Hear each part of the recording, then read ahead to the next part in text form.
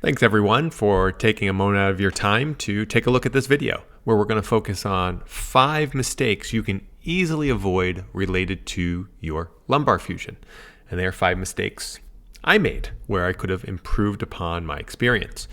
In order to give that experience and share those 5 mistakes, let me start with exactly kind of the type of fusion I had and the other aspects related to my surgery because everybody's experience is going to be different. So I had a 2-level fusion from L4 to S1. I had a T-lift approach.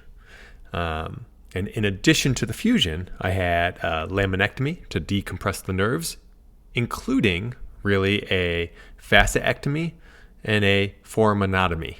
So quite a bit of work done in the lower back area. So I did go with that T-lift approach, which was coming from the posterior, kind of one side, inserting cages, replacing those discs that were there. So there's my background. I am just about 6 weeks post-op. And with that, let me talk about those 5 mistakes I made that I think you can improve upon. First and foremost, educate yourself. I thought I had done enough education prior to the surgery. I thought I had seen enough doctors prior to the surgery.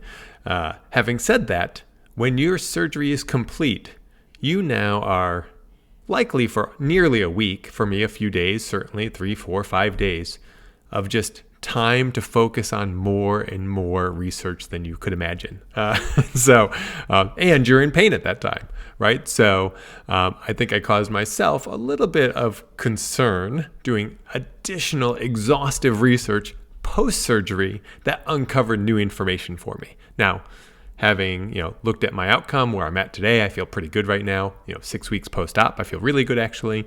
But the additional research caused some headache as I went ahead and said, "Oh, did I go with the right approach? Was T-lift right? Should I have come from an anterior approach? Should I have, maybe anterior and then flip me over to do the laminectomy?" Things like that. And the end of it, obviously, it's all about your outcome, how you did. But if you can go in 100% confident on your approach that is taken by your doctor, it's going to save you a little bit of headache, maybe save some of your family some headache as you're giving them a number of questions while you're in that moment of pain and second guessing, if you will. So first and foremost, just educate yourself, learn as much as you can. One good example for me was not only kind of, A-lift versus, T-lift and the approach we came in with, but even understanding the cage, right? I knew that there was going to be a titanium cage put in me replacing those discs. Learning afterwards, what about expandable cages? Maybe I want more lordosis versus, just focusing on sagittal alignment. And so anyways, just learn as much as you can before you go into the surgery. You assume everybody does? I think there was more for me to learn, especially when I was sitting there on the bed and all I had was time to research.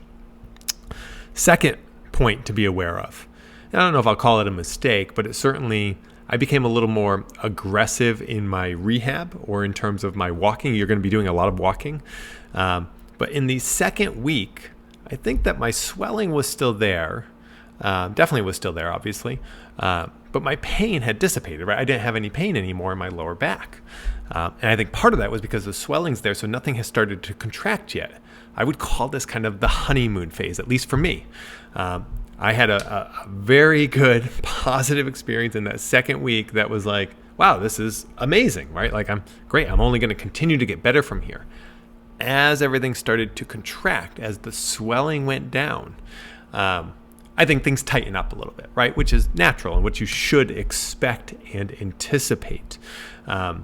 So main point here is, be ready for maybe going into that third week, a little bit more stiffness coming out, from what that's, for me, the second week was, because I think I had just kind of this loss of back pain was fantastic. I was still swollen. Nothing had started contracting and I just felt amazing. And there was a small kind of reset of expectations going into the third week when I tightened up a little bit. And part of why I tightened up there, going into point number 3, was I did get aggressive in terms of my rehab, and rehab in this case being light in terms of, hey, I was just walking, but maybe I could walk a little faster. I'm in the just outside the DC area. It was getting a little colder. It's the end of December 2020 here. and I had to move to an indoor gym. I have a gym with all the safety precautions and so forth, but I hadn't been walking on a treadmill, and I haven't walked on a treadmill in a long time. So I got on the treadmill and started walking at 3.0, which was acceptable for me. That was kind of the speed I was walking outside in terms of miles per hour. I quickly moved that to 3.5. I moved it to 4.0, which was, kind of the fast-paced walk that I would do before, but maybe with an incline. In this case, I was like, I won't do an incline, but I'll walk at 4.0. Little too aggressive. One, just for the speed, but two, which brings me to the official third point, is the sneakers I had. I couldn't get down and tie my shoes, so I was just slipping on shoes. I was slipping on older shoes or sneakers. Get a high-quality pair of comfortable sneakers that you're going to be walking in, and walk in them a little bit before your surgery so they're broken in. I say this because that was really my third mistake.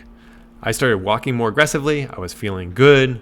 I was using old shoes, worn out, loosely tied because I was just slipping them on because I couldn't bend down to tie them, and ended up having a little bit of a setback. Not so much on my back, but my hip flexor was a problem now. The balls of my feet started having pain because I was walking much more aggressively, and the rest of my body wasn't ready for that. Even if my back was okay, my body wasn't ready to go from 3 miles an hour to 3.5 to 4 in a 3-day span. Go up 1 mile or 0.1 mile an hour per day. Do that a couple of days, then add another 0.1. Make sure you've got the right shoes because you're going to be doing a lot of walking. So that was really important for me. So that was really kind of that third takeaway or area I could have improved upon, was by having the right shoes up front. Because the other piece is, if you try to get these shoes after your surgery, when you realize you've made a mistake, now you got to go to stores. You're going with family or friends or whoever is there to help you, and they're helping you put on your shoes. Just an uncomfortable spot to be in when you're in the store. Somebody else is putting on your shoe and tying it for you, and you see people looking at you, and you're like, I had back surgery, right? That's the deal.